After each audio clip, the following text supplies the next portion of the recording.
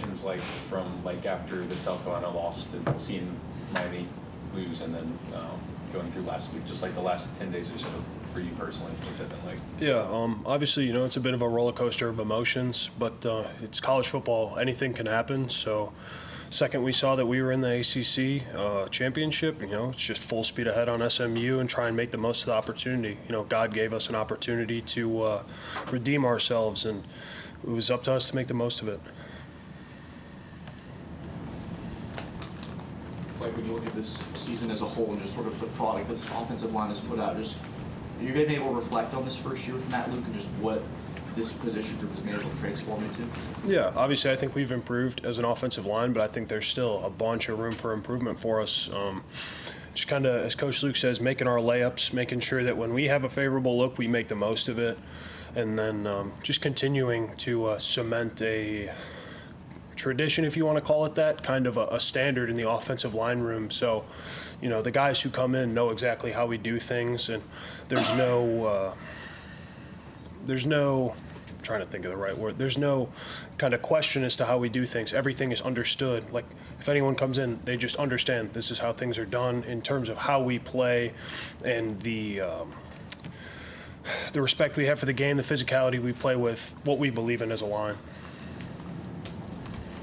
Like there are thousands upon thousands of people who played college football, but very few of them have a story like you will of those last 16 seconds at the ACC title game.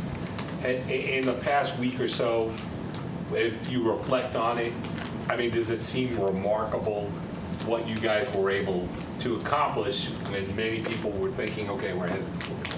Yeah, I think, people doubted us, obviously, but I never for 1 second doubted us as a team. I believe, so much, and, I believe we could win it the whole entire game. And when we were winning by a lot, when they started to score some points, when we needed to make that field goal, there wasn't a doubt in my mind that whole game. So I have so much belief in us as a team. So the injuries to the line, what can you say about the perseverance of the group and guys fighting back and coming back? And I know you're kind of in a spot right now where depth is limited, ton of snaps. Just what's like that been like for y'all down the stretch? Yeah, next man up mentality. Whenever there is an injury, I think Coach Luke does a great job. Guys are ready. We have competitive depth, as he likes to call it. I think that guys also take pride in getting ready, even if it might not look like going into the week they're going to be the guy running out there first. They still take pride in their preparation and make sure that if they're called upon, they can go out there and make the most of their opportunity and play winning football for us. So next man up mentality, anything can happen, and I think the preparation that everyone has and the pride they take really shows when a guy's called on. You make of Texas's edge players, I guess, and also just the defensive line in general from what you've seen? Yeah, I think they're a really good group. They play really good football as a whole. They play together. They're not mental busting, anything like that. They move well on the edge. They play with good hands. They have good moves. And I think, too, come third down, they get into packages to try and rush the passer in the most efficient way possible. And I think, IDing things in those third down scenarios, making sure we're all on the same page, will set us up for success. And then it just comes down to us going out there and playing with good technique to be able to give Cade a good pocket to pass in, time to throw the ball. What have you seen from Mason Wade? He's listed as the year backup on the depth chart. I guess how you see him evolve from beginning from spring from the off season to now? Yeah, I think he's becoming more confident in himself. I always try and talk to him and say, he has a knack for it, similar to what I talked about with Elijah. Like, they both have a knack for it. And I just got to tell him sometimes, like, he's just got to believe in himself. Because as a freshman, it's very easy to go in there and kind of your head spinning, you're thinking about all this stuff, and you're trying to be perfect. And kind of you get that paralysis by analysis, if you want to call it that. Whereas, when you go out there and you're confident in yourself that you understand the scheme, you're able to play with good technique, you know what to do and you know how to do it. I think when you go out there and you play free, that's when you play your best football. Any questions for Blake virtually? Anybody else in the room? I know you don't do it for awards, but what's it like to see your name pop up on an All-ACC team, and just kind of what's the feeling when you get like that notification? Like, how'd you find out with the first team?